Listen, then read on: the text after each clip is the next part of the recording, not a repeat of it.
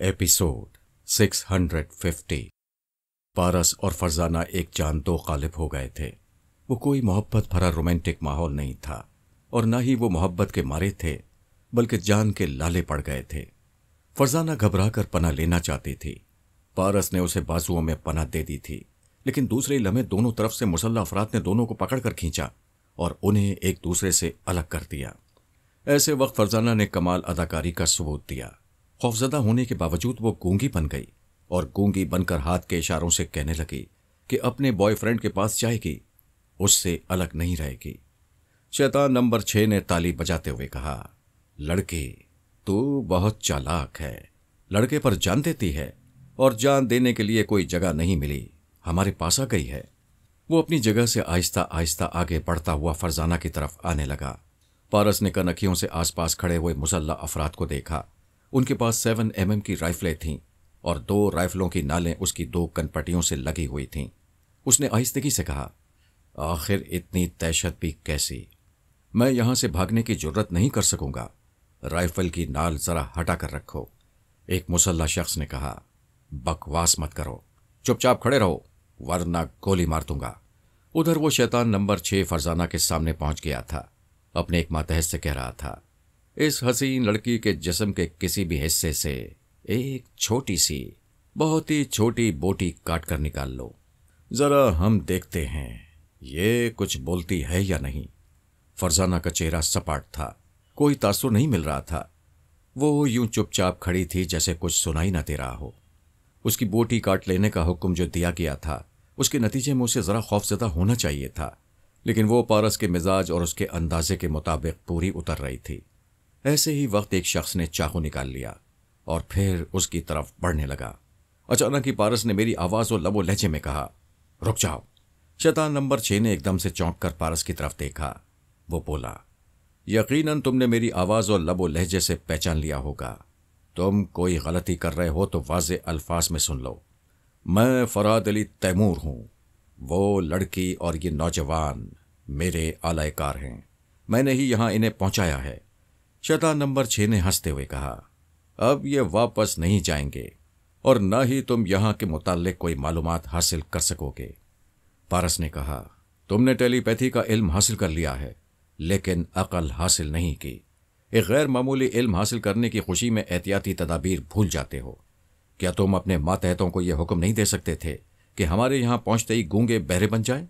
वो फख्र से सीना तान कर बोला, मुझे हुक्म देने की जरूरत नहीं है, ये मेरा इशारा समझते हैं। इनमें से कोई अपनी जबान नहीं खोलेगा। बेवकूफ मेरे पास खड़े हुए राइफल बरदार ने अपनी जबान खोल ली है। जिस राइफल बरदार ने उसे डांट कर खामोश रहने के लिए कहा था और गोली मार देने की धमकी दी थी, वो सहम गया था। समझ रहा था अब फरहाद अली तैमूर उसके दिमाग में आएगा। पारस ने कहा, जरा इस मातहत से पूछो, क्या इसने मुझे अपनी आवाज नहीं सुनाई है? अगर यकीन नहीं तो मैं इसके दिमाग में पहुंच रहा हूं और इसकी बंदूक की गोली सीधी तुम्हारी तरफ आ रही है। ये कहते ही उसने एक लम्हा जाया नहीं किया। दोनों राइफलों की नाल जो उसकी कनपटियों से लगी हुई थीं, उन्हें मुट्ठियों में जकड़कर जरा अलग करके एक हल्का सा झटका दिया। दोनों की उंगलियां ट्रैगर पर रखी हुई थीं। वो फायर नहीं करना चाहते थे, लेकिन राइफल के झटका खाने से ट्रैगर पर दबाव पड़ा तो 2 फायर हुए। ठाएं ठाएं की आवाज के साथ गोलियां निकलीं। पारस एक एक पोजीशन को समझ रहा था। अपने बाएं हाथ की नाल को पकड़ते ही उसने उसका रुख ठीक शैतान नंबर 6 की तरफ किया था। अभी उसकी जिंदगी थी, इसलिए गोली शाने को छेदती हुई निकल गई। उसकी दिलखराश चीख सुनाई दी। वो उछलकर फर्श पर गिर पड़ा। कुछ मातहत बौखला गए थे, कुछ बड़े ही मुस्तैद और होशियार थे। उनमें से कई एक ने पारस की तरफ फायरिंग की। वो ऐसा अनाड़ी तो नहीं था कि जहां था वहीं खड़ा रह जाता। उसने पहले ही छलांग लगाई थी। जिस राइफल वाले के जरिए गोली चलाई थी, उसके सर के ऊपर से कलाबाजी खाता हुआ पीछे आया, फिर उसे पीछे से जकड़ लिया। उसकी तरफ आने वाली कई गोलियां उस राइफल वाले को लगीं। वो खड़े खड़े लाश बन गया। पारस को खुद से ज्यादा फरजाना की फिक्र थी। वो इसी तरह लाश को जकड़े हुए अपने सामने ढाल बनाए हुए उसकी राइफल से गोली चला रहा था। दूसरी गोली उसने चाकू वाले को मारी, जो सिचुएशन बदलते ही चाकू फेंक कर राइफल संभाल रहा था। वो राइफल समेत फर्श पर औंधा हुआ। पारस ने चीख कर कहा, फरजाना तुम फौरन पत्थर के पीछे जाओ। वो फायरिंग के डर से बैठ गई। चाकू उसके करीब ही पड़ा हुआ था। पारस की बात सुनते ही वो चाकू उठाकर भागती हुई पत्थर के पीछे चली गई। 2 आदमी शैतान नंबर 6 को उठाकर ले जा रहे थे। पारस ने एक गोली मारी। दूसरे को निशाना बनाने का मौका नहीं मिला क्योंकि दाएं तरफ से फायरिंग हो रही थी। वो अपने सामने ढाल बनी हुई लाश को फायरिंग की जद में ले आया। वो तमाम गोलियां मुर्दा खा रहा था और उसके पीछे जिंदा उसे लिए हुए एक चट्टान की आड़ में पहुंच रहा था। फिर उसने वहां से ललकारते हुए कहा, मैं शैतान नंबर 6 से कह रहा हूं, अगर कोई इसे उठाकर ले जाएगा तो इस बार गोली ठीक उसके सीने में पेवस्त होगी। उसे उठाने वालों में से एक तो गोली खाकर गिर चुका था, दूसरा उसे कांधे पर लाद कर ले जाना चाहता था। ये सुनते ही वो रुक गया। पारस ने फिर मेरे लबो लहजे में कहा, शैतान नंबर 6, याद रखो किसी वक्त भी तुम्हारे दिमाग में पहुंच सकता हूं, लेकिन यहां चारों तरफ गोलियां चलाने वालों के दिमागों में पहुंचकर तुम्हारे हिफाजती इंतजामात को खाक में मिला रहा हूं। अगर अपनी जिंदगी चाहते हो तो इन्हें हथियार फेंकने का हुक्म दो। वो तकलीफ से कर्राते हुए बोला, अब फेंक दो, हथियार फेंक दो। किस बात का इंतजार कर रहे हो? क्या तुम लोग चाहते हो कि मैं मर जाऊं? वो ठहर ठहर कर हथियार फेंकने लगे। वो ऐसा करना नहीं चाहते थे, लेकिन हेड ऑफ डिपार्टमेंट के हुक्म से मजबूर थे। पारस ने शैतान नंबर 6 के करीब खड़े हुए शख्स को हुक्म दिया, तुम अपने बॉस को उठाकर मेरे पास ले आओ।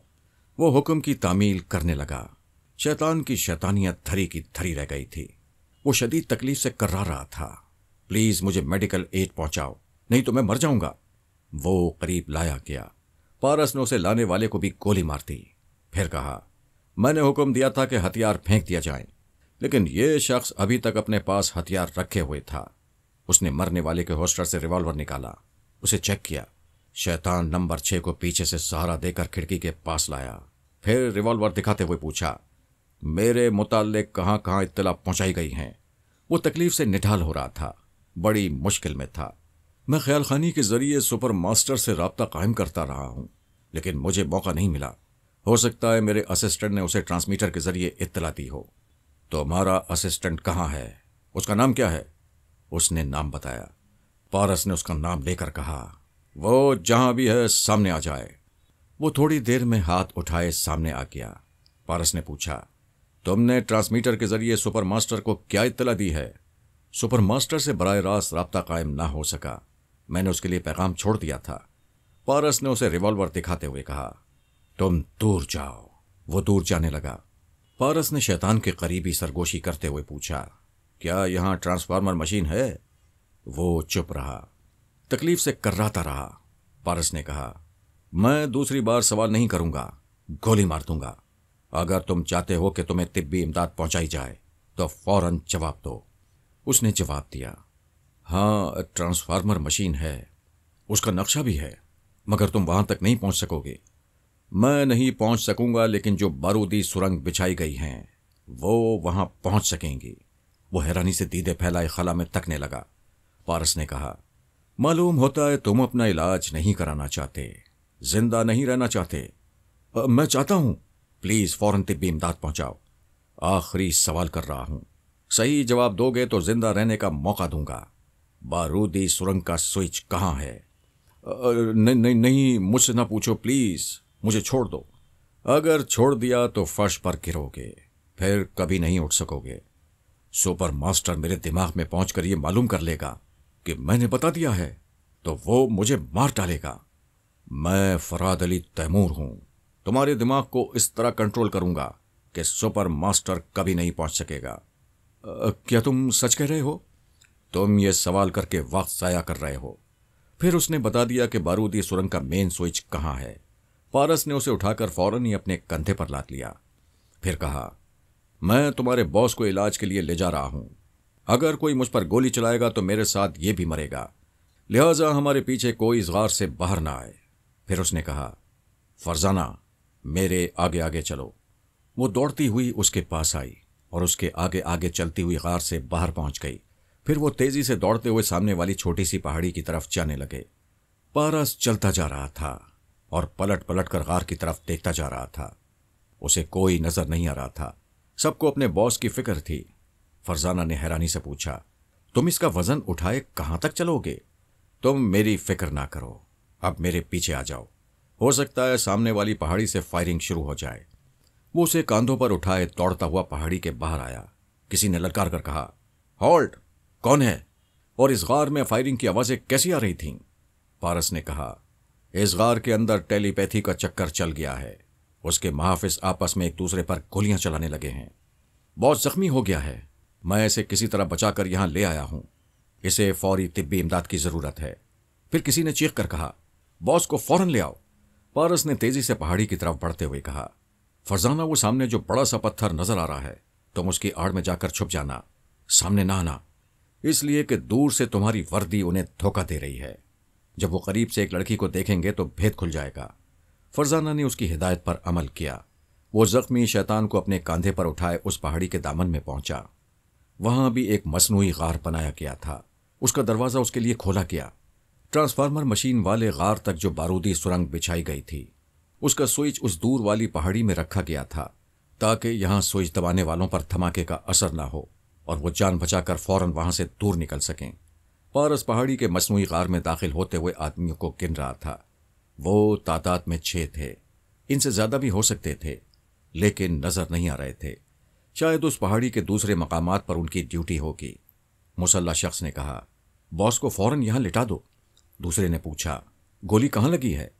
پارس نے اسے کاندھوں سے اتارا، پھر اپنے سامنے ڈھال بنا کر بولا، گولی تو ایک ہی لگی تھی، لیکن اب پتہ نہیں کتنی گولیاں اس کے جسم میں پیوست ہوں گی، کیونکہ تم ادھر سے فائر کرو گے اور ادھر سے یہ مجھے ڈھال بن کر بچائے گا۔ ایسا کہتے ہوئے وہ کنکھیوں سے بڑے سے سوئچ بورڈ کی طرف دیکھ رہا تھا۔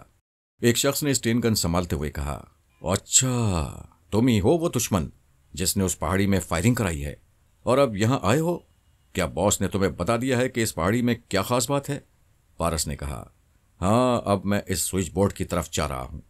اس نے اسٹین گن کا رخ اپنے باس کی طرف کرتے ہوئے کہا، پہاڑی والے احمق تھے۔ ایک شخص کو بچانے کے لیے تمہیں یہاں تک آنے کا موقع دیا تاکہ تم اس سوئچ کے ذریعے پوری پہاڑی کو تباہ کر سکو اور جو راز چھپا ہوا ہے وہ بھی ہمیشہ کے لیے ختم ہو جائے۔ لیکن یہ اتنا آسان نہیں ہے۔ تم اسے بچوں کا کھیل سمجھ کر آئے ہو تو یہ لو۔ اس نے تڑا تڑ فائرنگ شروع کر دی۔ اس شیطان نمبر 6 کے حلق سے صرف ایک ہی چیخ نکلی اور وہ ٹھنڈا ہو گیا، مگر ساری گولیاں اپنے جسم پر کھاتا رہا۔ فائرنگ صرف 2-4 سیکنڈ تک رہی۔ پارس نے جواباً صرف ایک گولی چلائی اور وہ اسٹین گن والا اچھل کر پچھلی دیوار سے جا ٹکرایا۔ اس میں توازن برقرار رکھنے کی سکت نہیں تھی۔ وہ ٹکرا کر آگے آیا اور فرش پر اوندھے منہ گر پڑا۔ پارس نے دوسری گولی چلائی، دوسرا آدمی گرا۔ باقی چاروں نے چھلانگیں لگاتے ہوئے دوسری طرف جاتے ہوئے اپنی پوزیشن کسی نہ کسی پتھر یا دیوار کی آڑ میں کر لی۔ پارس کے ریوالور میں 4 گولیاں رہ گئی تھیں۔ اس کے مقابلے پر دشمنوں کے پاس ہتھیاروں اور کارتوسوں کی کمی نہیں تھی۔ اس نے سر اٹھا کر چھت کو اور دیوار کو دیکھا۔ چھت پتریلی تھی، دیواروں کو تراش کر ہموار کرنے کی کوشش کی گئی تھی۔ اس غار میں مختلف دیواروں پر 3 بلب لگے ہوئے تھے جن سے دور دور تک روشنی پھیل رہی تھی۔ اس نے ایک بلب کا نشانہ لیا، وہ ایک چھناکے سے ٹوٹ کر بجھ گیا۔ اس کی یہ حرکت دیکھ کر دوسری طرف چھپے ہوئے لوگوں نے اس پر فائرنگ کی، لیکن ایک لاش اس کی حفاظت کر رہی تھی۔ اس نے دوسرے بلب کو بھی توڑا، پھر تیسرے بلب کو توڑتے ہی تاریکی چھا گئی۔ اس نے لاش کو ایک طرف ڈالا، پھر زمین پر لیٹ گیا۔ اوندھے منہ رینگتے ہوئے ان 2 مسلح افراد کی طرف جانے لگا جو اس کی گولی کا نشانہ بن کر ہمیشہ کے لیے ختم ہو چکے تھے۔ وہاں پہنچ کر اس نے اسٹین گن اٹھائی، کارتوس کی پیٹی سنبھالی۔ اس وقت تک دشمن سوئچ بورڈ کی طرف فائرنگ کر رہے تھے۔ ان کا خیال تھا کہ پارس اندھیرا کرتے ہی اس بورڈ کی طرف جائے گا، لیکن وہ رینگتا ہوا اس پتھر کی طرف جا رہا تھا جہاں ایک شخص چھپا ہوا تھا۔ اس کے پیچھے ایک دیوار کی آڑ میں 2 شخص فائرنگ کر رہے تھے۔ پھر فائرنگ بند ہو گئی۔ وہ سوچ رہے تھے کہ ان کے خفیہ اڈے میں آنے والا وہ تنہا دشمن کہاں ہوگا۔ سوئچ بورڈ کے پاس ہوتا تو گولیوں کا نشانہ بن چکا ہوتا۔ انہوں نے رخ بدل کر فائر کیا، شاید وہ دوسری طرف آ رہا ہو۔ اندھیرے میں ان کی بندوقوں سے شعلے نکل رہے تھے۔ انہی شعلوں کو نشانہ بناتے ہوئے پارس نے پھر اسٹین گن کا ایک بسٹ مارا۔ 2 اور ختم ہو گئے۔ تیسرا بدحواس ہو کر بھاگ رہا تھا۔ پارس نے اس کے قدموں کی آواز پر فائرنگ کی۔ وہ بھی اپنی آخری چیخ کے ساتھ ہمیشہ کے لیے خاموش ہو گیا۔ اس کے راستے میں اب کوئی رکاوٹ نہیں تھی۔ وہ آسانی سے سوئچ بورڈ کی طرف پہنچ سکتا تھا۔ اس نے جیسے ہی ادھر قدم بڑھایا، کسی کی للکار سنائی دی، اندر جو کوئی بھی ہے وہ اپنے ہتھیار پھینک دے اور ہاتھ اٹھا کر باہر آ جائے۔ پارس خاموش رہا۔ اس بڑے سے پتھر کی آڑ میں کھڑا ہو کر پھر آنے والے سے کہا، دیکھو تم جو کوئی بھی ہو، تمہارے ساتھ آنے والی لڑکی ہماری حراست میں ہے۔ یقین نہ ہو تو اپنی آنکھوں سے دیکھ لو، ہم اسے ٹارچ کی روشنی میں دکھا رہے ہیں۔ اے لڑکی، تم بھی اس غار کے اندر جاؤ۔ उसी वक्त टॉर्च रोशन हुई। फरजाना सहमी हुई थी, आहिस्ता आहिस्ता कदम बढ़ाती हुई उसी तरफ आ रही थी जहां पारस चुप खड़ा हुआ था। वो टॉर्च रोशन करने वाले को देख रहा था। वो एक साई की तरह दिखाई दे रहा था। उसके पीछे और भी 4 मुसल्लह अफराद हो सकते थे। उसने एक स्टेन गन संभाली, फिर दूसरे हाथ से रिवॉल्वर निकाल लिया। अब उस रिवॉल्वर में सिर्फ एक गोली रह गई थी। टॉर्च रोशन करने वाले ने कहा, मैं 3 तक गिन रहा हूं। अगर तुमने हथियार न फेंके और खुद को गिरफ्तारी के लिए पेश न किया तो हम लड़की को गोली मार देंगे। 1।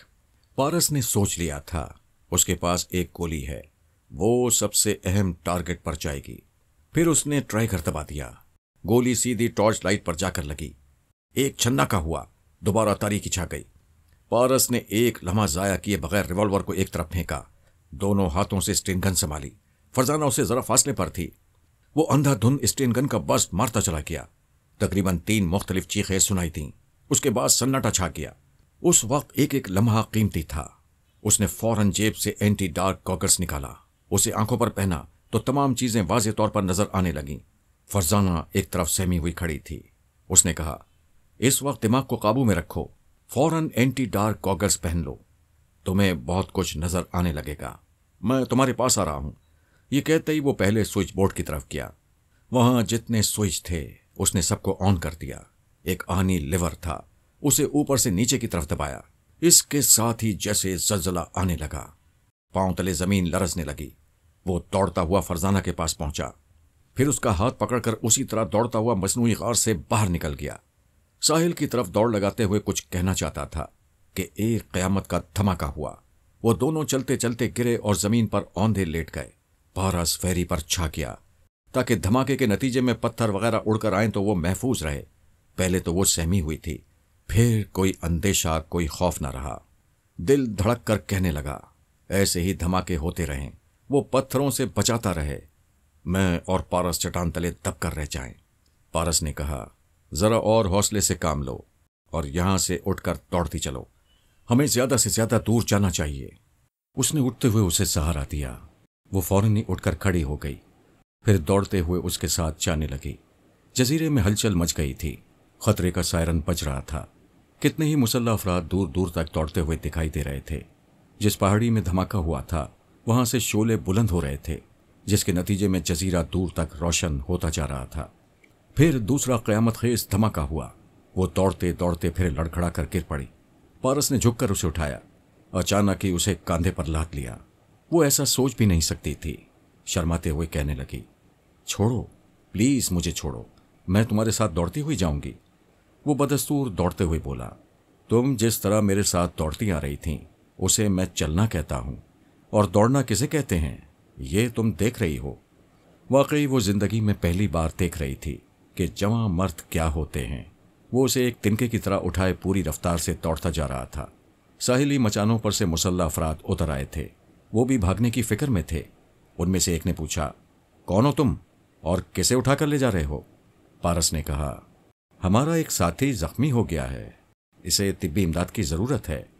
तो फिर इसे कैंप की तरफ ले जाओ। चट्टानें टूटकर कैंप की तरफ आ रही हैं, वहां भी खतरा बढ़ गया है। उसके साथ साथ 3 मुसल्लह अफराद दौड़ते चले आ रहे थे।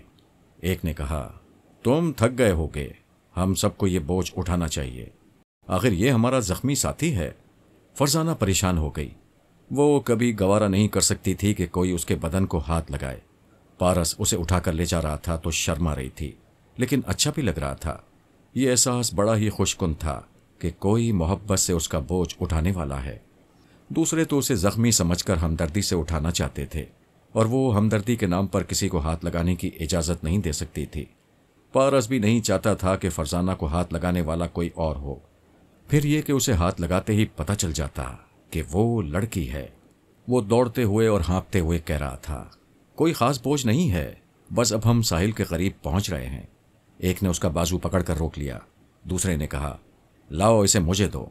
तीसरे ने कहा, ताज्जुब है, तुम दूर से जख्मी साथी को इस तरह उठा ला रहे हो जैसे ये कोई माशूका हो। तुम तो थकने का नाम नहीं ले रहे हो। उसने मजबूर होकर फरजाना को कांधे से उतारा। वो खड़ी हो गई। अगर उसकी जुल्फें खुली होती तो बहुत पहले पहचान ली जाती। उसने 2 चोटियां गूंधी हुई थीं जिन्हें वर्दी के गिरेबान में ठूंस लिया था। पारस के कांधे पर झूलने के बाइस उसका चेहरा झुका हुआ था। एक तो चांद की रोशनी थी, दूसरे धमाकों के बाइस भड़कते हुए शोले दूर दूर तक जजीरे को रोशन कर रहे थे। उन शोलों का अक्स उसके हसीन चेहरे पर पड़ रहा था।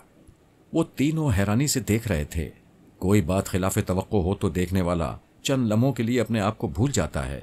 बस उस लम्हे से पारस ने फायदा उठा लिया। उसने स्टेन गन संभाली, दूसरे भी चौंक गए। पारस ने एक बर्स्ट मारा। तड़तड़ की आवाज के साथ 2 आदमी चीखते हुए गिरे। तीसरे ने पारस को निशाने पर रखा।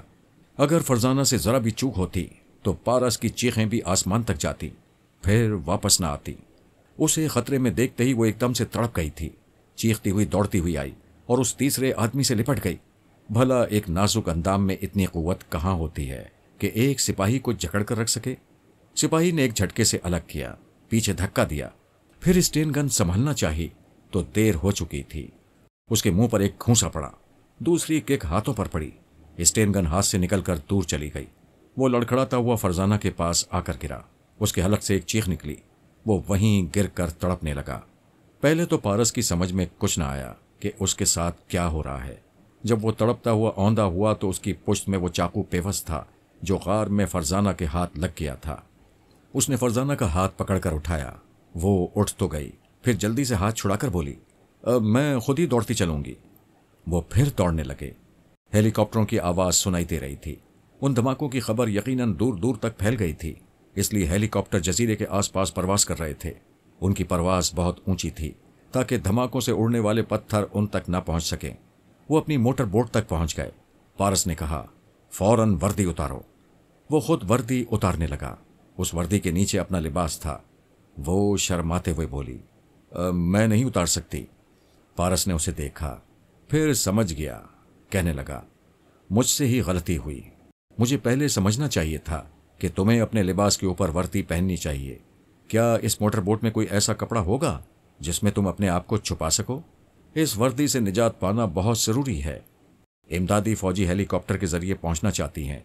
दरियाई रास्तों से भी फौजी जवान आ रहे होंगे और यहां से गुजरने वालों को रोकते टोकते रहेंगे। तुम्हें वर्दी में देखकर गिरफ्तार किया जा सकता है। वो मोटर बोट पर आ गए। वो कहने लगी, मैं देखती हूं, शायद कोई ऐसा कपड़ा मिल जाए। पारस ने लंगर को खोला, फिर इंजन स्टार्ट करके आगे बढ़ा दिया। वो परेशान थी, शर्मा रही थी। किस तरह वर्दी उतारे और किस तरह कोई कपड़ा लिपेटकर अपना तन ढांपे। पारस ने इंजन के शोर में चीखते हुए कहा, फरजाना जल्दी करो, कोई भी पेट्रोलिंग पार्टी इस तरफ आ सकती है। बोट के पिछले हिस्से में जहां खाने पीने की चीजें रखी हुई थीं, वहां एक बड़ा सा चादर नुमा कपड़ा तय किया हुआ रखा था। शायद वो इसलिए था कि कहीं पिकनिक मनाने के लिए जमीन पर बैठना हो तो उसे बिछाया जा सके। वो कहने लगी, हाँ एक कपड़ा है, मैं इसे वर्दी के ऊपर लिपेट लेती हूं। हरगिज़ नहीं, वर्दी हर हाल में उतार कर फेंको। मैं ऐसा नहीं कर सकती, यहां लिबास बदलने की जगह कोई नहीं है। प्लीज अकल से काम लो। अभी इस तरफ वीरानी है, तुम फौरन लिबास तब्दील कर सकती हो। मैं वादा करता हूं पलट कर नहीं देखूंगा। उसकी बात खत्म होते ही एक बोट पता नहीं किस तरफ से निकल आई। उसमें मुसल्ला फौजी बैठे हुए थे। पारस ने कहा, फौरन चादर लिपेट लो। उधर से ललकार कर पूछा जा रहा था, हॉल्ट, कौन है? अपनी शनाख्त कराओ। दोनों कश्तियां एक दूसरे के करीब आ रही थीं। फिर आने वालों ने उन दोनों को गौर से देखा। पारस ने कहा, हम बैटरी पार्क से आए हैं, इधर से गुजर रहे थे, रास्ते से भटक गए। एक फौजी ने डांट कर पूछा, क्या तुम्हें जजीरे से शोले दिखाई नहीं दे रहे हैं? धमाके नहीं सुनाई दे रहे हैं? जी, उन्हीं धमाकों के बाइस हम बदहवास हो गए, हमें रास्ता सुझाई नहीं दे रहा है। एक फौजी ने एक तरफ इशारा करते हुए कहा, उस तरफ जाओ। क्या तुम्हारी मोटर बोट में कुतुबनुमा नहीं है? क्या तुम उससे रहनुमाई हासिल नहीं कर सकते? पारस ने अपने सर पर हाथ मारकर कहा, ओह सो सॉरी, मैं बदहवासी में कुतुबनुमा से काम लेना ही भूल गया था। वो फौजी पारस से बातें कर रहे थे और फरजाना को देखते जा रहे थे। एक हसीन नौजवान लड़की सिर्फ चादर में छुपी हो तो बेख्तियार निगाहें उसकी तरफ उठने लगती हैं। पारस ने बोट की रफ्तार बढ़ाई, फिर उनके करीब से गुजरता चला गया। कुछ दूर निकलने के बाद उसने कहा, देखो मैं अपने वादे पर कायम हूं, अब भी पलट कर नहीं देख रहा हूं। प्लीज किसी तरह इस वर्दी से निजात हासिल करो। पारस उसे समझा भी रहा था और उस पर गुस्सा भी आ रहा था। वो हालात की नज़ाकत को नहीं समझ रही थी। अगर वो पार्क बखैरियत पहुंच जाते तब भी वो वर्दी उनके लिए मुसीबत बन जाती। बेशक उसे गुस्सा आ रहा था, لیکن اس کے شرمانے کی ادا دل کو بھا رہی تھی۔ پارس کو شاید اس بات کا پوری طرح احساس نہیں تھا کہ فرزانہ کی شرمیلی ادائیں اسے چپ کے لوٹ رہی ہیں۔ اب وہ دریا کے ایسے حصے سے گزر رہے تھے جہاں کتنی ہی کشتیاں آتی جاتی دکھائی دے رہی تھیں۔ سب افراتفری میں تھے اور اپنی موٹر بوٹ تیز رفتاری سے دوڑاتے جا رہے تھے۔ اگرچہ وہ سب جزیرے سے دور نکل گئے تھے، لیکن دھماکے سنائی دے رہے تھے۔ پیٹرولنگ پارٹی میگا فون کے ذریعے ہدایات دیتی پھر رہی تھیں یا لانگ آئی لینڈ کی طرف رخ کرنے کے لیے کہہ رہی تھیں۔ آخرکار وہ بیٹری پارک پہنچ گئے۔ پہلے ہی دھماکے کی آواز نیو یارک میں دور دور تک سنی گئی تھی۔ اعلیٰ بی بی کے ماتحت اس جزیرے کی طرف جانا چاہتے تھے، لیکن فوراً ہی پابندیاں عائد کر دی گئی تھیں۔ کسی موٹر بوٹ کو وہاں سے جانے کی اجازت نہیں مل رہی تھی۔ کنگ فرنینڈو بھی اپنے خاص آدمیوں کے ساتھ وہاں پہنچ گیا تھا۔ سبھی تشویش میں مبتلا تھے۔ ساحل پر پولیس کے علاوہ فوجی جوان اور جاسوس بھی تھے۔ وہ تمام موٹر بوٹس کو چیک کر رہے تھے۔ جو بھی دریا کی طرف سے واپس آ رہا تھا، اس کا نام، پتہ اور اس کے کاغذات دیکھ رہے تھے۔ ان کی موٹر بوٹ ساحل سے آ کر لگ گئی۔ ہر طرف لوگوں کی بھیڑ تھی۔ ان میں عورتیں زیادہ نظر آ رہی تھیں۔ جب ان کی موٹر بوٹ پہنچی تو عورتوں اور مردوں کی نظریں فرزانہ پر جم گئیں۔ وہ صرف ایک چادر لپیٹے ہوئی تھی۔ پارس موٹر بوٹ سے اترا، لیکن وہ اتر نہ سکی۔ چادر لپیٹنے کی وجہ سے موٹر بوٹ پر کھڑے رہ کر توازن نہیں سنبھال سکتی تھی۔ پارس نے اسے سہارا دے کر کھڑا کیا، پھر اچانک ہی اسے دونوں بازوؤں میں اٹھا لیا۔ اس کی اوپر کی سانس اوپر رہ گئی۔ اگر اسے معلوم ہوتا کہ وہ اس طرح بازو میں اٹھائے گا تو فوراً بیٹھ جاتی، لیکن اب تو وہ سارے لوگوں کے سامنے تماشا بن گئی تھی۔ فرزانہ کے بدن پر لپٹی ہوئی چادر سوالیہ نشان بن گئی تھی۔ عورتیں مسکرا رہی تھیں، مرد بھی ایک دوسرے کو معنی خیز نظروں سے دیکھ رہے تھے۔ جب پارس نے اسے دونوں بازوؤں میں اٹھایا تو سب کے سب تالیاں بجانے لگے۔ فرزانہ نے آنکھیں بند کر لی تھیں، دونوں ہاتھوں سے چہرے کو چھپا لیا تھا، شرم سے مری جا رہی تھی۔ پارس اسے بازو میں اٹھائے دو سپاہیوں کے درمیان چل رہا تھا، مگر زمین میں گڑا جا رہا تھا۔ وہ بیچاری مفت میں بدنام ہو رہی تھی۔ اگر وہ اسے وردی اتار پھینکنے اور چادر لپیٹنے پر مجبور نہ کرتا تو لوگوں کو غلط فہمی نہ ہوتی۔ وہ ایک دفتر میں پہنچ گئے۔ اعلیٰ بی بی کے دو ماتحت دفتر کے باہر کھڑے ہوئے تھے۔ کسی کو اندر جانے کی اجازت نہیں تھی۔ صرف کنگ فرنینڈو اپنے وسیع تعلقات کی بنا پر پہلے ہی اندر آ کر بیٹھ گیا تھا۔ باہر سے تالیوں کی آوازیں ابھی تک آ رہی تھیں۔ پارس نے اس کے کان کے قریب منہ لے جا کر کہا، جو کچھ ہو رہا ہے اس کا مجھے بہت افسوس ہے۔ میں بہت شرمندہ ہوں۔ کبھی سوچ بھی نہیں سکتا تھا ایسے حالات ہوں گے۔ دیکھو، ہم دفتر کی چار دیواری میں آ گئے ہیں۔ ہاتھ ہٹاؤ، آنکھیں کھول لو، میں تمہیں زمین پر اتار رہا ہوں۔ پھر اس نے اتار دیا۔ وہ کھڑی تو ہو گئی، لیکن اس کے ہاتھ اسی طرح چہرے پر تھے۔ وہ منہ چھپائے ہوئے تھی۔ پارس ایک آفیسر کو اپنے کاغذات دکھانے لگا۔ کنگ فرنینڈو نے کہا، فیری، کیا تم ابھی تک ان دھماکوں سے ڈر رہی ہو؟ ارے ہاتھ ہٹاؤ، خوفزدہ ہونے کی کوئی بات نہیں ہے، اب تم بالکل محفوظ ہو۔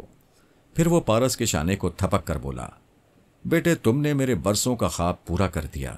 ویسے تو میں تمہارے باپ سے دونوں کے رشتے کی بات کروں گا، لیکن یہ شادی سے پہلے؟ وہ اپنی بات چھوڑ کر قہقہا لگانے لگا۔ فرزانہ رشتے میں اس کی نواسی تھی، اس کی بھتیجی کی بیٹی تھی، اور وہ اپنی تہذیب کے مطابق بہت خوش ہو کر قہقہا لگاتے ہوئے ایسی باتیں کر رہا تھا۔ یک بیک فرزانہ نے چیخ کر کہا، نہیں، اور اس کے ساتھ ہی اس نے اپنے چہرے پر سے ہاتھ ہٹایا۔ چہرہ آنسوؤں سے بھیگ رہا تھا۔ وہ روتے ہوئے کہہ رہی تھی، ایسی کوئی بات نہیں ہے، میں تمہاری بھتیجی فیری کی طرح بغیرت نہیں ہوں۔ وہ میری ماما ہوئی تو کیا ہوا؟ اس نے بزرگوں کے اعتماد کو دھوکہ دیا۔ وہ جسم و جاں، وہ دل اور وہ ارمان جو ایک عورت صرف اپنے مرد کے لیے بچا کر رکھتی ہے، اسے کسی دوسرے کے حوالے کیا۔ میں ایسی بغیرت نہیں ہوں۔ میں کسی پائیدار رشتے کے بغیر کبھی کسی کو ہاتھ لگانے کی اجازت نہیں دے سکتی۔ یہ میری بدنصیبی ہے کہ میں یہ چادر لپیٹ کر گناہگار کہلانے لگی، جبکہ یہ چادر عورت کی عزت اور اس کا تن ڈھانپتی ہے۔ میں نے کچھ نہیں کیا ہے، پلیز مجھے بدنام نہ کرو۔ تم عورت کو میلی نظروں سے دیکھتے ہو، خدا کے لیے چادر کو تو میلی نظر سے نہ دیکھو۔ وہ بول رہی تھی اور رو رہی تھی۔ تمام آفیسر اسے حیرانی سے دیکھ رہے تھے۔ ان کی سمجھ میں نہیں آ رہا تھا کہ اس میں رونے کی کیا بات ہے۔ وہ لوگ فرزانہ کو ایسی نظروں سے دیکھ رہے تھے جیسے کسی احمق لڑکی کو دیکھ رہے ہوں۔ کنگ فرنینڈو کی نظریں جھک گئیں۔ اسے اپنی بھتیجی کی گمراہی یاد آ گئی تھی، اور پارس کی سمجھ میں نہیں آ رہا تھا کس طرح فرزانہ کو دلاسا دے، کس طرح اس کے آنسو پوچھے۔ وہ جزیرے سے ایک بہت بڑی بازی جیت کر آیا تھا اور ایک لڑکی کے آنسوؤں سے مات کھا رہا تھا۔ جب جزیرے میں پہلا دھماکہ ہوا، اسی وقت اعلیٰ بی بی نے ہاٹ لائن پر فرانس کے ایک اعلیٰ حاکم کو اطلاع دی کہ فراد کو رابطہ قائم کرنے کے لیے کہا جائے۔ اس حاکم کے ذریعے میرے فون نمبر پر پیغام بھیج دیا گیا، لیکن میں گھر میں موجود نہیں تھا۔ پارس اول کے ساتھ ہسپتال میں تھا، پھر اس کا علاج بھی ہو رہا تھا۔ اس کے اندر سے زہر ختم کر دینے کے سلسلے میں کئی ڈاکٹر سر جوڑ کر بیٹھ گئے تھے اور اس سلسلے میں بحث کر رہے تھے۔ جب مجھے اطلاع ملی تو کافی دیر ہو چکی تھی۔ میں نے اعلیٰ بی بی کو مخاطب کیا، ہیلو، خیریت تو ہے؟ ہاں، ابھی تک میں گھبرائی ہوئی تھی۔ پارس کا کچھ پتہ نہیں تھا۔ مجھے اطلاع ملی ہے کہ وہ بخیریت واپس آ گیا ہے۔ میں نے حیرانی سے پوچھا، کہاں سے واپس آ گیا ہے؟ اس نے مجھے مختصر طور پر بتایا کہ کس طرح پارس کنگ فرنینڈو کی بھتیجی فیری کے ساتھ جزیرہ ایلس گیا تھا۔ وہاں دھماکے ہونے لگے۔ اب ادھر ہنگامی حالات کا اعلان کر دیا گیا ہے۔ فوجی جوان ہیلی کاپٹروں میں جزیرے کے اطراف منڈلا رہے ہیں۔ جو کشتیاں ادھر سیر و تفریح کی غرض سے گئی تھیں انہیں فوراً واپس بھیجا جا رہا ہے۔ بہرحال اب مجھے اطمینان ہے۔ میرے ایک ماتحت نے اطلاع دی ہے کہ پارس فیری کے ساتھ بخیریت واپس آ گیا ہے۔ جزیرے میں دھماکے کیسے ہو رہے ہیں؟ میں حیران ہوں۔ ہمارے بیٹے نے وہاں قدم رکھا ہے اور یہ سب کچھ ہونے لگا ہے۔ تم اس سے رابطہ قائم کر کے معلوم کر سکتے ہو۔ میں خیال خانی کی پرواز کر کے اپنے بیٹے کے پاس جانا چاہتا تھا۔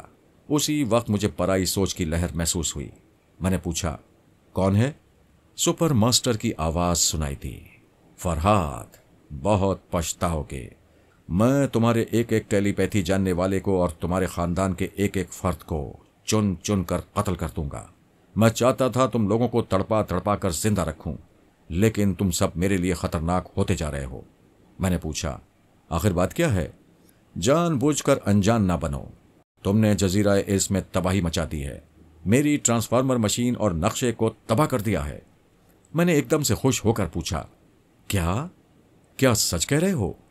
یوں ایکٹنگ نہ کرو، میں تمہارے فراڈ کو خوب سمجھتا ہوں۔ دیکھو سپر ماسٹر، یہ اتنا بڑا کارنامہ ہے کہ میں نے اسے انجام دیا ہوتا تو سینہ تان کر تم سے کہتا کہ ٹرانسفارمر مشین کسی کی باپ کی جاگیر نہیں ہے۔ یہ ہمارے درمیان طے ہو چکا ہے، جو بھی اسے حاصل کر لے، جو بھی اسے تباہ کر لے۔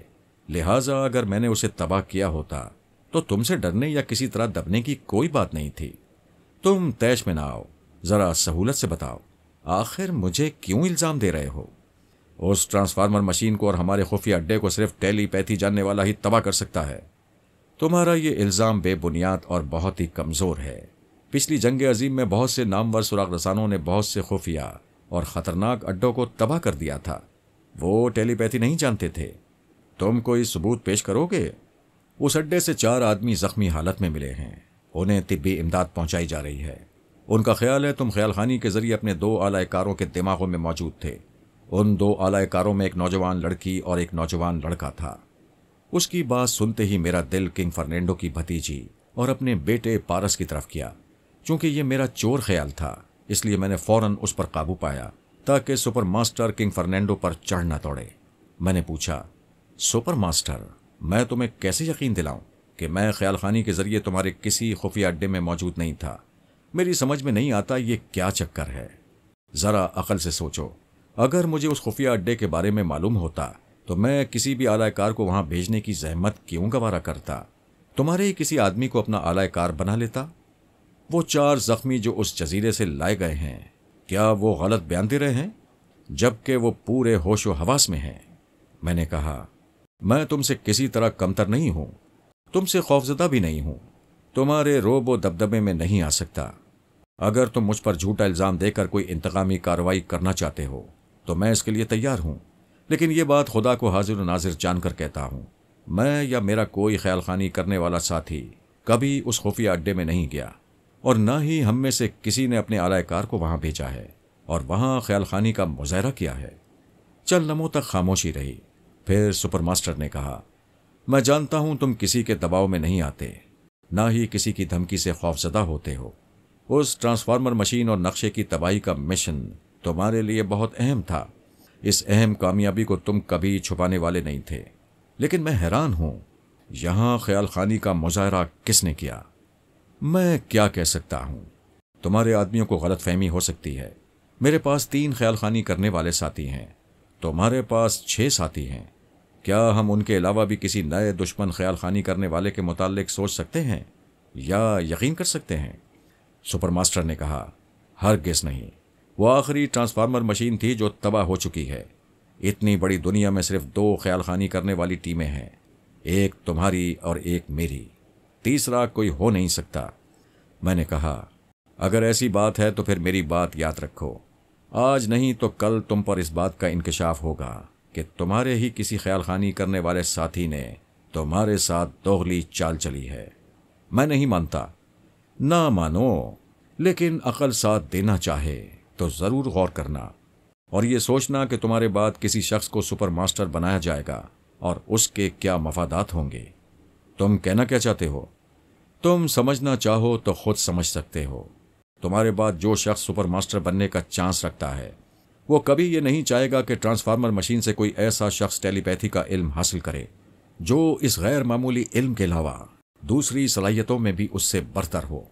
اگر تمہیں موت کو ٹالنے کا ہنر آ جائے، حالانکہ ایسا ناممکن ہے، لیکن فرض کر لیا جائے کہ تمہیں موت کو ٹالنے کا ہنر آ گیا ہے، تو کیا تم چاہو گے کہ کوئی دوسرا بھی سیکھ لے؟ ہم کبھی ایسا نہیں چاہتے کہ کوئی ہم سے کچھ زیادہ سیکھ کر برتر ہو جائے، اس نے کہا۔ لہٰذا تمہاری اس آخری ٹرانسفارمر مشین اور نقشے کی تباہی کا ذمہ دار وہی شخص ہے جو آئندہ سپر ماسٹر بننے والا ہے۔ وہ پھر چپ رہا، شاید کچھ سوچ رہا تھا۔ میں نے کہا، تم شکایت کرنے میرے پاس چلے آئے، میں کس سے شکایت کروں؟ تمہارا ایک ٹیلی پیتھی جاننے والا ماتحت یہاں آ کر میری بہو کو پارس کے درمیان الجھاتا رہا۔ آخر اسے کیا فائدہ حاصل ہوا؟ وہ دعویٰ کر رہا تھا کہ ڈمی پارس اس کے لیے بہت اہم ہے اور وہ ڈمی مارا گیا ہے۔ اس نے جواب دیا، فرحات، پہلے تو میں نے فیصلہ کیا تھا کہ تمام بڑے بڑے ممالک کو خیال خانی کے ذریعے نقصان پہنچاتا جاؤں اور اس کا الزام تم پر آتا جائے۔ پھر میں نے سوچا، پہلے تمہارے رشتہ داروں سے نمٹنا چاہیے۔ رشتہ داروں میں سونیا، آلا بی بی، پومی کے علاوہ تمہارے خیال خانی کرنے والے ساتھی ہیں۔ پھر تمہاری شریک حیات رسونتی ہے اور اس کے 2 بیٹے۔ میں نے سوچا ہے پہلے تمہارے ان خونی رشتوں کو چھیڑا جائے اور انہیں اس حد تک نقصان پہنچایا جائے کہ یہ اپاہجوں جیسی زندگی گزارنے لگیں۔ تمہارا ایک بیٹا پارس اول ہماری نظروں میں آ گیا ہے، لیکن پارس دوم کا سراغ ابھی تک ہمیں نہیں مل سکا۔ اسے بھی ہم ڈھونڈ نکالیں گے، پھر اسے ایسے خطرات سے گزاریں گے کہ تم لوگوں کی نیندیں حرام ہو جائیں گی۔ تم میرے پاس آؤ گے اور گڑ گڑا کر ان کی زندگی کی بھیک مانگو گے۔ پھر میں پوچھوں گا، میرے باپ ماسٹر یوشے ہلاک کرتے وقت تمہارے دل میں ہمدردی کیوں نہ پیدا ہوئی؟ میں نے تمہارے باپ کو نہیں چھیڑا تھا، تمہارا باپ خود میرے ملک میں آیا تھا اور میرے پیچھے پڑ گیا تھا۔ بہرحال میں اپنی طرف سے صفائی پیش نہیں کروں گا، تمہارے جو جی میں آتا ہے کرو، میں جوابی اقدامات کے لیے تیار ہوں۔ جس طرح ایک نیام میں 2 تلواریں نہیں رہ سکتی، اسی طرح اس دنیا میں 2 ٹیلی پیتھی جاننے والی پارٹیاں نہیں رہ سکتی، کسی ایک کو فنا ہونا پڑے گا۔ سپر ماسٹر نے کہا، تم اپنی پوری ٹیم کے ساتھ فنا ہو جاؤ گے، اور میں کہتا ہوں کہ ہم دونوں ہی فنا ہوں گے۔ بقا صرف خدائے بزرگ و برتر کے لیے ہے، اب جاؤ یہاں سے۔ میں نے سانس روک لی، تھوڑی دیر تک خاموش رہا۔ میرے اندر مسرتوں کا ایک سمندر تھا جو موجیں مار رہا تھا۔ اگرچہ اس بات کی تصدیق نہیں ہوئی تھی کہ میرے بیٹے نے ہی وہ ٹرانسفارمر مشین تباہ کی ہے، لیکن مجھے یقین تھا۔ میں نے خیال خانی کی پرواز کی، اپنے بیٹے کے دماغ میں پہنچا۔ آسانی سے جگہ مل گئی کیونکہ رسونتی وہاں پہلے سے موجود تھی۔ وہ وقتاً فوقتاً اپنے بیٹے کی خیریت معلوم کرنے کے لیے اس کے پاس پہنچ جایا کرتی تھی۔ وہ پوچھ رہی تھی، بیٹے کیا وہ لڑکی بہت خوبصورت ہے؟ ماما اسے مقابلہ حسن میں بھیجنے کا ارادہ نہیں ہے۔ میں نہیں جانتا حسن کسے کہتے ہیں۔ ہاں یہ ضرور کہوں گا، اس میں حسن سیرت ہے۔ اچھا مجھے اس کے متعلق زیادہ سے زیادہ بتاؤ۔ پارس بتانے لگا کس طرح اس نے پہلی بار اسے کنگ فرنینڈو کے ساتھ دیکھا تھا، پھر کس طرح اس سے دوستی ہوئی اور وہ جزیرہ ایلس کی طرف گئے تھے۔ اس ویران جزیرے میں شیطانی نمبر 6 سے ٹکراؤ ہو گیا۔ وہاں انکشاف ہوا کہ اس خفیہ اڈے میں ٹرانسفارمر مشین چھپا کر رکھی گئی ہے اور وہاں اس کا نقشہ بھی موجود ہے۔ میں نے جان کی بازی لگائی اور اس اڈے کو ٹرانسفارمر مشین سمیت تباہ کر دیا۔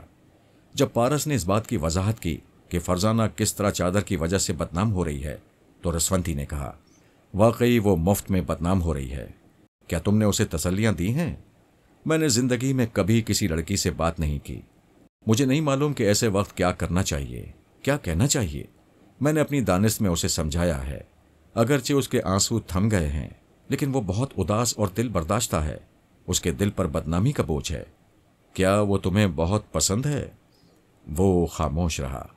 رسونتی نے مسکرا کر کہا، اس سے بات کرو. اس کی آواز سن کر میں اس کے پاس جاؤں گی اور اسے پیار سے سمجھاؤں گی. انٹیلیجنس والے کنگ فرنینڈو کے پیچھے پڑے رہتے ہیں.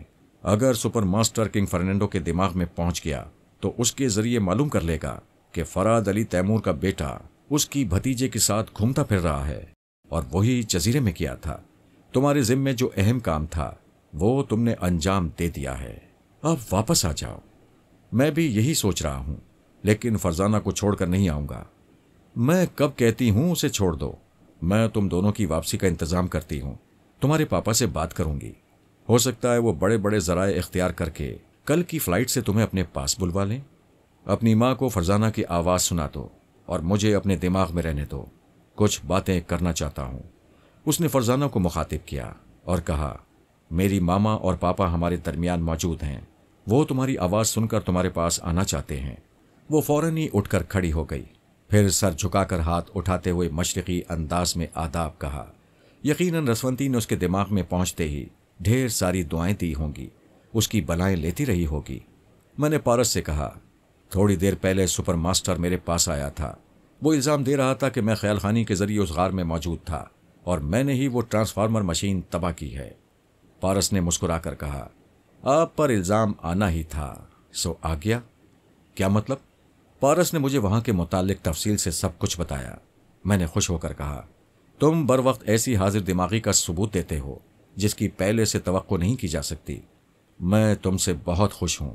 پہلی بار تم نے ایک مردے کو گولی مار کر زندہ شخص کی زبان کھلوائی، اور آج تم نے میرے کاندھے پر بندوق رکھ کر چلائی. ٹیلی پیتھی نہ جانتے ہوئے بھی ٹیلی پیتھی کی دہشت طاری کر دی. شاباش. اللہ تمہیں ہر بلا سے محفوظ رکھے اور میری باقی عمر بھی تم دونوں بیٹوں کو لگ جائے. آمین. یہ سوچ لینا سراسر نادانی ہوتی ہے کہ سپر ماسٹر خاموش بیٹھا ہوگا. کسی کو ایک شعبے میں اختیارات مل جائیں تو وہ خاموش نہیں بیٹھتا.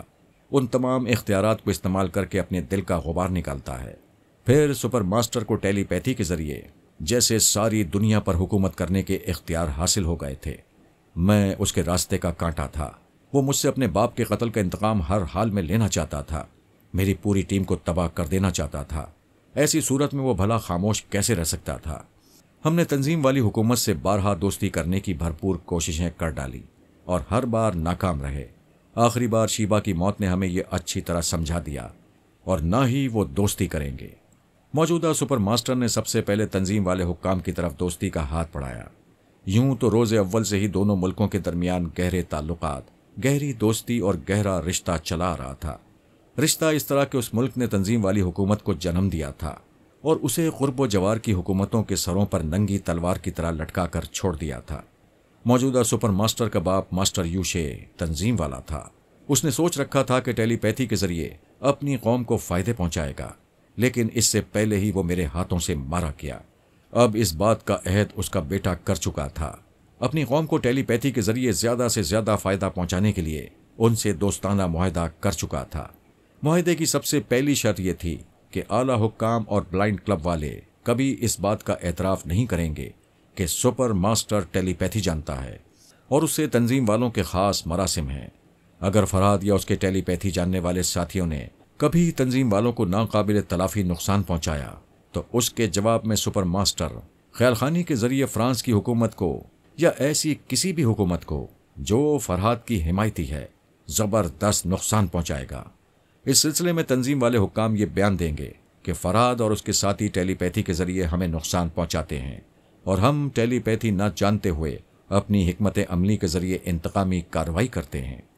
معاہدے کی روح سے اگر تنظیم والے ایجنٹ فراد علی تیمور یا بابا صاحب کے ادارے سے متعلق کوئی اہم معلومات فراہم کریں تو سپر ماسٹر اس کے بدلے تنظیم والی حکومت کے لیے کسی دشمن ملک کا راز معلوم کرے گا.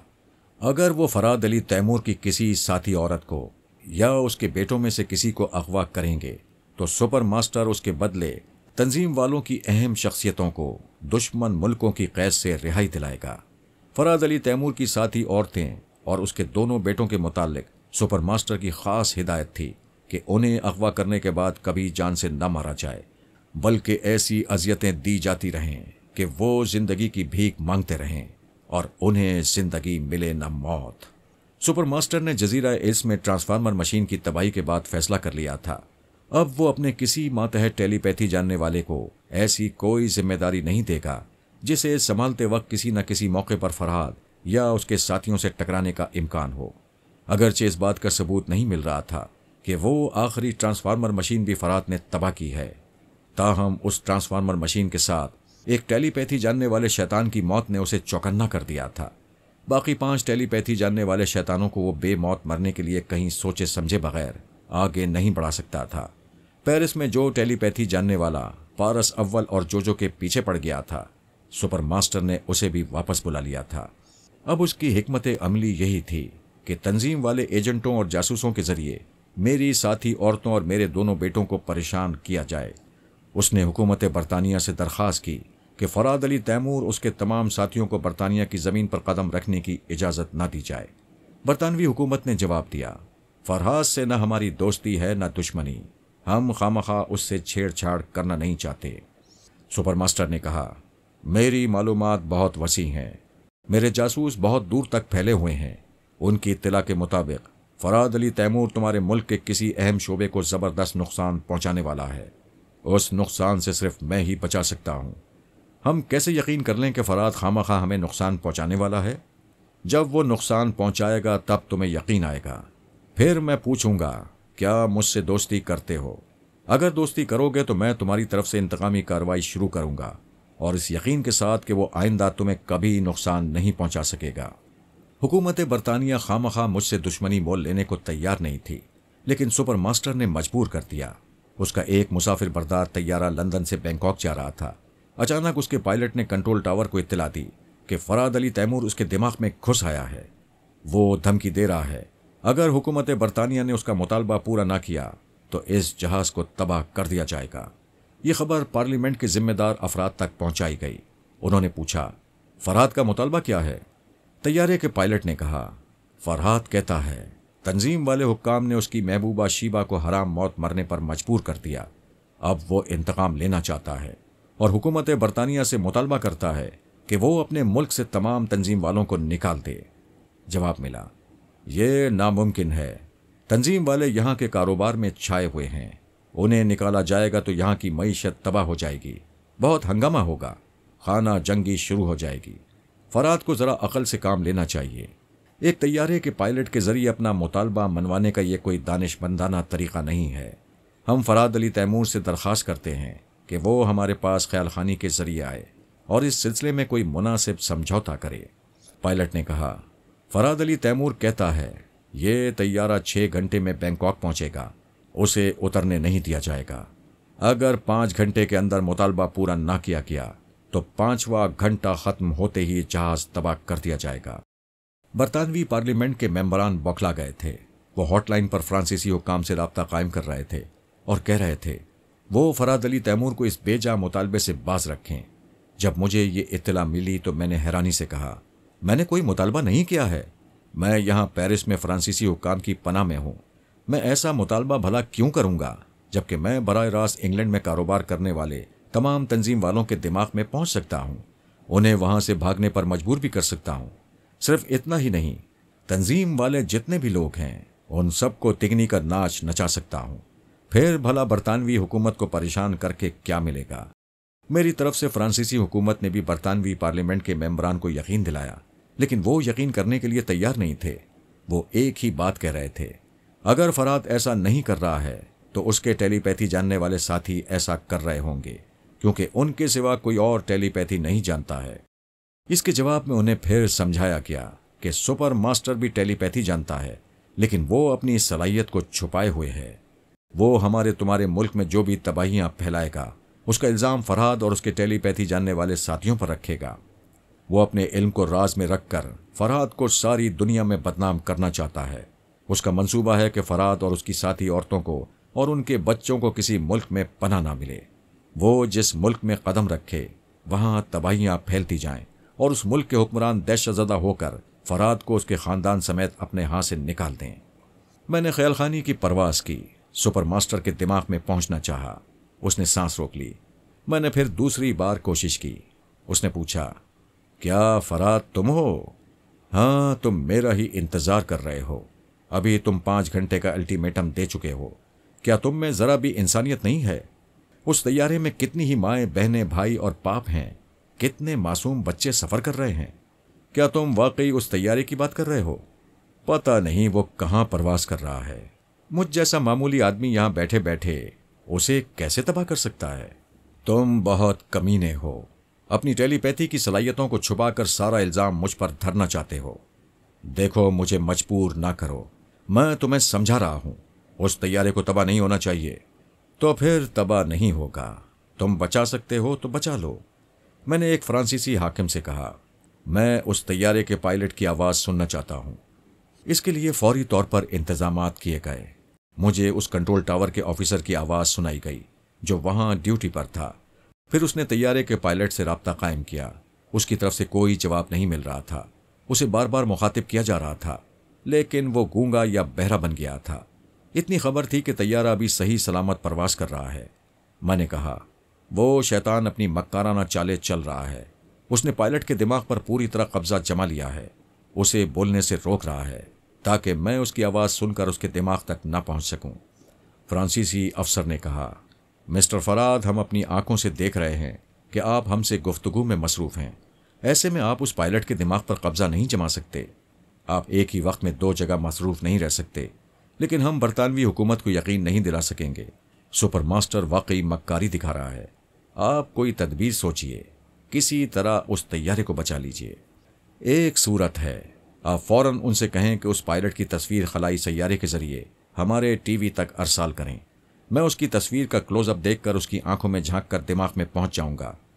اس کے ساتھ جتنی ایئر ہوسٹس اور اسٹیورٹ وغیرہ ہیں، ان سب کی تصویریں بھی ہماری ٹیلی ویژن پر پہنچائی جائیں۔ اس سلسلے میں انتظامات ہونے لگے۔ تقریباً 3 گھنٹے گزر چکے تھے، 2 گھنٹے باقی تھے۔ میں نے رسونتی اور آرمر کو مخاطب کرتے ہوئے کہا، میرے دماغ میں موجود رہو۔ سپر ماسٹر ہمارے خلاف بہت زبردست چالیں چل رہا ہے، ہمیں اس کا توڑ تو کرنا ہے۔ آدھے گھنٹے کے اندر ہی ہم ٹی وی اسکرین کے سامنے بیٹھے ہوئے تھے اور باری باری پائلٹ، کو پائلٹ، 3 ایئر ہوسٹسز اور 2 اسٹیورٹس کی تصویریں دیکھتے جا رہے تھے۔ یہ تصویریں VCR کے ذریعے ریکارڈ بھی کی جا رہی تھیں۔ سب سے پہلے میں نے پائلٹ کی آنکھوں میں جھانک کر دیکھا، پھر اس کے دماغ میں پہنچ گیا۔ مجھے محسوس ہوا جیسے اس کا دماغ پتھر کا ہو گیا ہے۔ وہ ونڈ اسکرین کے پار نظریں جمائے ہوئے تھا۔ میں نے کہا، کسی قریبی ملک کا نام بتاؤ جہاں سے یہ طیارہ گزرنے والا ہے۔ وہ بالکل خاموش رہا۔ میں اس کی سوچ کو ٹٹول رہا تھا اور سمجھ رہا تھا اس کے دماغ پر پوری طرح قبضہ جمایا گیا ہے۔ اگر سپر ماسٹر کی گرفت ذرا بھی کمزور ہوتی تو میں اپنے لیے جگہ بنا لیتا اور اپنے حکم کی تعمیل ضرور کراتا۔ میں نے دماغی طور پر واپس آ کر رسونتی سے پوچھا، کیا تم میرے ساتھ تھیں؟ ہاں، میں اس کے دماغ میں پہنچ گئی تھی۔ تم وقتاً فوقتاً اس کے دماغ میں جاتی رہو۔ مسٹر آرمر، تم میرے دماغ میں رہو۔ اب میں کو پائلٹ کے دماغ میں جا رہا ہوں۔ اس کے دماغ میں پہنچنے پر بھی یہی معلوم ہوا کہ کسی نے قبضہ جمایا ہوا ہے۔ سپر ماسٹر بیک وقت 2 آدمیوں کے دماغوں پر قبضہ نہیں جما سکتا تھا۔ اس کا ٹیلی پیتھی جاننے والا کوئی ماتحت ایسا کر رہا تھا۔ میں نے آرمر سے کہا، تم اس کے دماغ میں برابر موجود رہو۔ جیسے ہی کوئی کمزوری محسوس کرو، اسے فوراً دماغی جھٹکا پہنچاؤ۔ اس طرح دوسرے ٹیلی پیتھی جاننے والے کی گرفت ذرا کمزور ہو جائے گی۔ میں نے ایک اسٹیورٹ کی تصویر دیکھی، اس کی آنکھوں میں جھانکا، پھر دماغ میں پہنچ گیا۔ وہ پریشان تھا۔ اپنے ایک اسٹیورٹ ساتھی اور 3 ایئر ہوسٹسز کے درمیان کھڑا ہوا سرگوشی میں کہہ رہا تھا، پتہ نہیں کیا ہو گیا ہے۔ پائلٹ اور کو پائلٹ دونوں نے کیبن کا دروازہ بند کر لیا ہے۔ ہم پائلٹ کیبن میں نہیں جا سکتے۔ یہاں ٹیلی فون سے رابطہ قائم کر رہے ہیں، مگر ادھر سے وہ جواب نہیں دے رہے ہیں۔ سمجھ میں نہیں آتا کیا گڑبڑ ہے، آخر وہ ایسا کیوں کر رہے ہیں۔ میں نے اسٹیورٹ کے دماغ پر قبضہ جمایا، پھر اس کے ذریعے پوچھا، یہاں کوئی ڈرل مشین ہے؟ میں پائلٹ کیبن کے دروازے میں سوراخ کرنا چاہتا ہوں۔ ایک ایئر ہوسٹس نے کہا، مسافر اس طرح دروازے پر سوراخ کرتا ہوا دیکھیں گے تو پریشان ہو جائیں گے، اس کی وجوہات دریافت کریں گے۔ ابھی مسافروں کے لیے پریشان ہونے کی بات نہیں ہے، انہی مسافروں کو بچانے کی کوشش کی جا رہی ہے۔ یقیناً اس پائلٹ کیبن میں کوئی گڑبڑ ضرور ہے، ایک ایئر ہوسٹس نے پوچھا۔ آخر تم سراغ کیوں کرنا چاہتے ہو؟ ہمارے اسٹور میں ایک گیس سلنڈر رکھا ہوا ہے، میں ایک نلکی کے ذریعے اس پائلٹ کے کیبن میں گیس خارج کراؤں گا، اس طرح وہ کھانسنے لگیں گے، مجبور ہو کر دروازہ ضرور کھولیں گے۔ ایئر ہوسٹس نے خوش ہو کر کہا، ہاں تدبیر تو اچھی ہے، اس کے لیے سراغ کرنے کی ضرورت نہیں ہے۔ پائلٹ کیبن کے دروازے کے نچلے حصے میں اتنا سا خلا ضرور ہے کہ ایک باریک سی نلکی وہاں سے گزاری جا سکتی ہے۔ میں نے ان لوگوں کے ساتھ مل کر فوراً ہی نلکی اور گیس سلنڈر لیا، نلکی کو اس گیس سلنڈر سے منسلک کیا، پھر تیزی سے چلتا ہوا اس پائلٹ کیبن کے دروازے کے پاس آیا، وہاں گھٹنے ٹیک کر بیٹھ گیا، نلکی کو اس دروازے کے نچلے حصے سے گزار کر سلنڈر کی چابی گھما دی، اسٹیورٹ کے دماغ کو صرف ایک لمحے کے لیے آزاد چھوڑا اور آرمر کو مخاطب کیا، میرے دماغ میں آؤ۔ پھر میں نے اسٹیورٹ کے دماغ پر قبضہ جما لیا۔ آرمر نے آ کر پوچھا، کیا بات ہے؟ میں نے کہا، کیبن کے اندر گیس چھوڑی جا رہی ہے، رسوندی سے جا کر کہو ہوشیار رہے، گیس کے اثر سے ان کا دماغ کمزور ہوگا اور وہ پریشان ہوں گے، ان کے دماغ پر قبضہ جمانے والے بھی پوری طرح انہیں گرفت میں نہیں رکھ سکیں گے، ایسی صورت میں انہیں مار ڈالنے کی کوشش کریں گے۔ ایسے ہی وقت تمہیں اپنی خیال خانی کی پوری قوت سے ان دونوں کے دماغوں پر قبضہ جمانا ہے اور ان شیطانوں کے ارادوں کو ناکام بنانا ہے۔ میں بھی ایسے وقت پہنچ جاؤں گا، اب جاؤ پلیز، اور رسونتی کو یہ باتیں سمجھا دو۔